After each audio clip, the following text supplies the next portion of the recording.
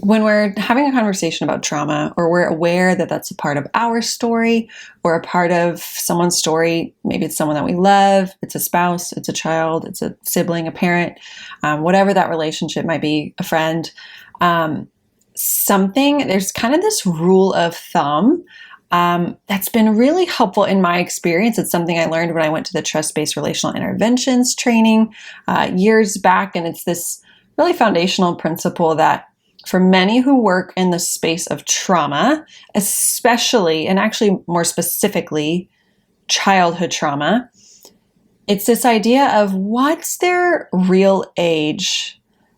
Let me get into that. So the phrase is, or it's not really a phrase, it's really this idea of their chronological age might be 16, but their emotional and developmental age might be more appropriately about half. So specifically for anyone that's experienced childhood trauma. Let's say I'm parenting a 16-year-old, but I know that early on they had some pretty significant trauma experiences, some things that maybe I'm aware of and some that maybe I don't have the full story on because I wasn't there or whatnot. Of course, trauma, again, we've talked about this before, it's more about how someone experiences it versus the actual event itself. So just remembering that when we're talking about trauma. But this whole idea of their chronological age might not match their emotional and their developmental age. So the science, the neuroscience and the understanding of trauma behind that is this, that if a trauma happened to me when I was, let's say for the 16-year-old example, when I was 6, 7, 8 years old, when the trauma happens in their life, maybe it's a one-time event, maybe it's multiple events or multiple experiences over time, right? Some of that toxic stress, it's ongoing.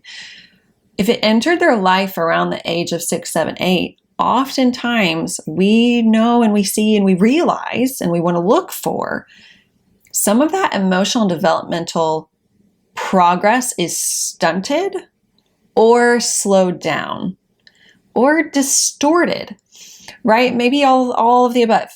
And so we understand that right at the time when I should have been learning these social things or developing in this way physically or learning these different skills, social skills, relational skills, writing skills, language skills, whatever it might be, when trauma happens while a child is still developing, it interrupts or maybe slows down or maybe stunts their ability to keep developing on that same pace.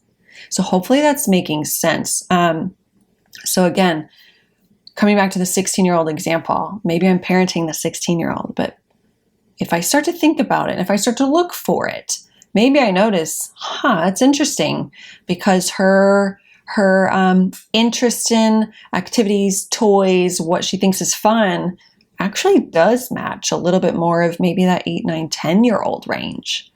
Maybe the way she relates to her friends does match actually an age younger than what I would expect for 16. I can think of a time when I worked with a young boy. He came to me when I was his caseworker. He was about the age of 9, and I worked with him over a few years. And I remember like this moment clicking, this clicking of, oh, okay, he's chronologically, a couple years later, he was chronologically about 11, 12. But I remembered applying this principle and remembering the aha moment of, but his interests and fun activities is playing with toy dinosaurs. And that's something I might actually expect more with maybe some 6, 7, or 8-year-olds in my life. And I connected those dots. And here's the deal. This isn't to put people in a box. It's not to lower all of our expectations of them and just giving them permissive care or freedom to behave however they want. That's not what this is. Here's what we do with this understanding.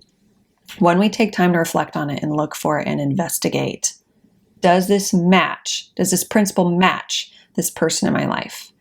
And then the second thing is, how could I adjust the way I engage with them, the way I meet their needs, if it's a child, the way I discipline them. If it's an adult, the way I communicate with them through a problem, through some kind of conflict. That's what we can do to meet them more appropriately where they are at versus what we expect them to be, because their chronological age is said number.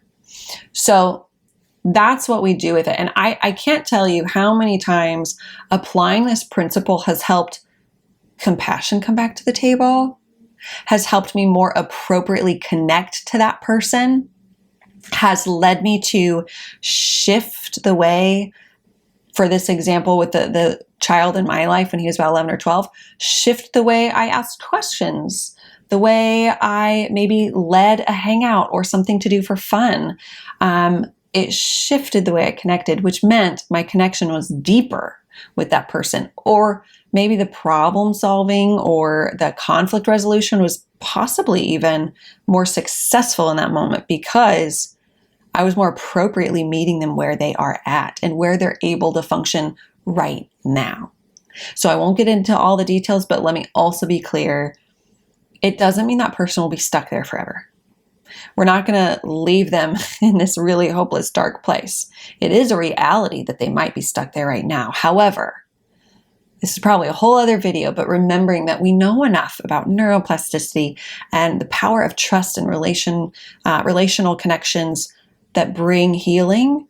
And so absolutely, with the right interventions and the right care and people in their lives, we can actually make progress in that development. But for right now, it might be most helpful for you to remember and understand their chronological age might not match the emotional or developmental age based on their trauma history.